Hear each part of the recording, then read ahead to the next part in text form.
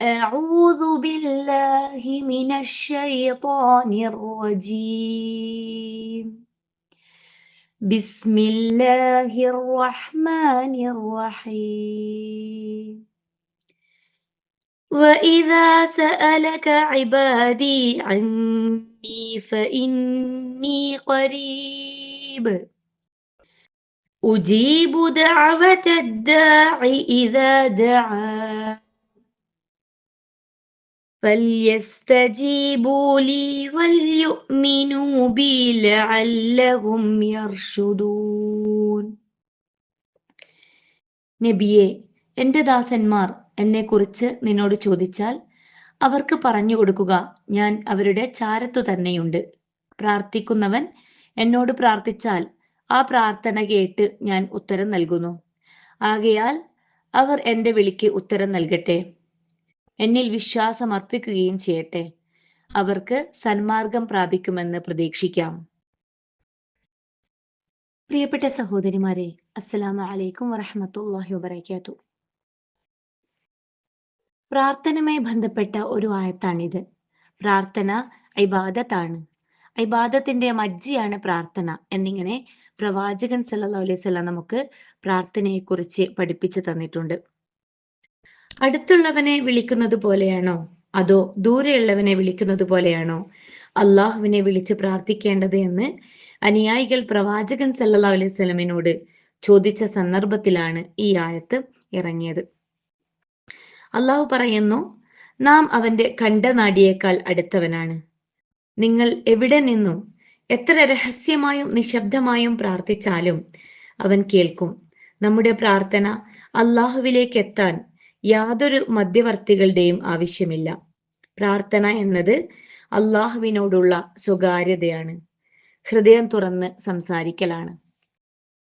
അള്ളാഹുവിനെ നാഥനും രക്ഷാധികാരിയുമായി അംഗീകരിച്ചവനും അവന്റെ വിധിവിലക്കുകൾ അനുസരിച്ച് ജീവിക്കുന്നവനുമാണ് പ്രാർത്ഥിക്കുന്നവൻ എന്നതുകൊണ്ട് ഉദ്ദേശിക്കുന്നത്. ദൈവദാസന്മാർ ആപത്തുകൾ അകന്നു കിട്ടാനും സൗഭാഗ്യങ്ങൾ ലഭിക്കാനും ആഗ്രഹങ്ങൾ സഫലീകരിക്കുവാനും സദാ അള്ളാഹുവിനോട് പ്രാർത്ഥിച്ചു കൊണ്ടിരിക്കണം. അടിമയുടെ പ്രാർത്ഥന എത്ര കേട്ടാലും അവന് മുഷിയുകയോ മടുപ്പ് തോന്നുകയോ ഇല്ല. അവന്റെ മഹത്വത്തെയും ഔദാര്യത്തെയും കാരുണ്യത്തെയും ഉദ്ഘോഷിക്കുന്ന ഇബാദത്ത് കൂടിയാണ് പ്രാർത്ഥന. അടിമയുടെ ഏതാവശ്യവും നിർവഹിച്ചു കൊടുക്കാനുള്ള കഴിവ് അള്ളാഹുവിനുണ്ട്. പ്രാർത്ഥന സ്വീകരിക്കപ്പെടാനുള്ള ഉപാധികളായി ഇസ്ലാമിക പണ്ഡിതന്മാർ പറയുന്നത് അള്ളാഹുവിന്റെ വിധിവിലക്കുകൾ ലംഘിക്കാതിരിക്കുക, നിഷിദ്ധമായ ആഹാരം കഴിക്കുന്നവനുമാവരുത്, പ്രാർത്ഥിക്കുന്നത് ഭക്തി നിർഭരമായ മനസ്സോടെ ആയിരിക്കണം.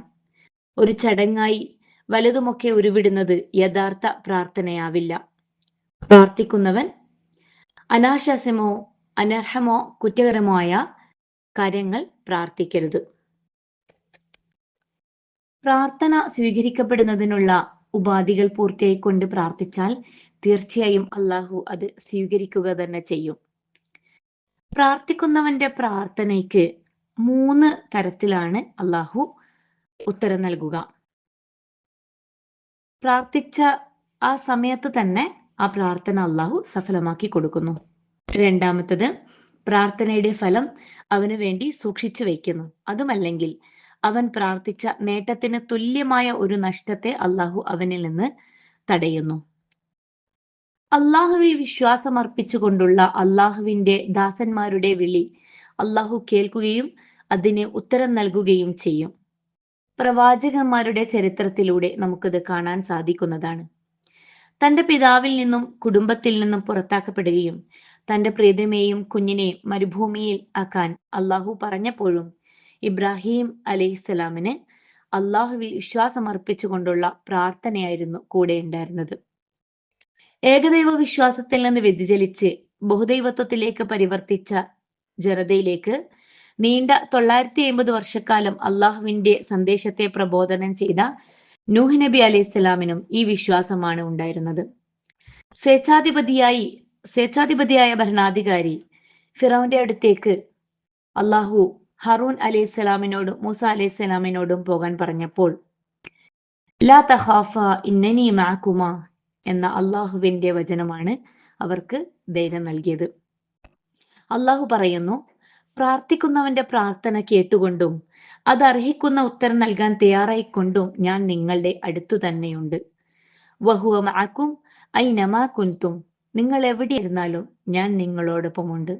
ഇന്നല്ലാഹ മഅന, നിശ്ചയമായും ഞാൻ നിങ്ങളോടൊപ്പമുണ്ട്. ഈ ഒരു വിശ്വാസത്തിൽ ഉറച്ചു നിന്നുകൊണ്ട് അള്ളാഹുവിനോട് ഭയത്തോടെയും പ്രതീക്ഷയോടെയും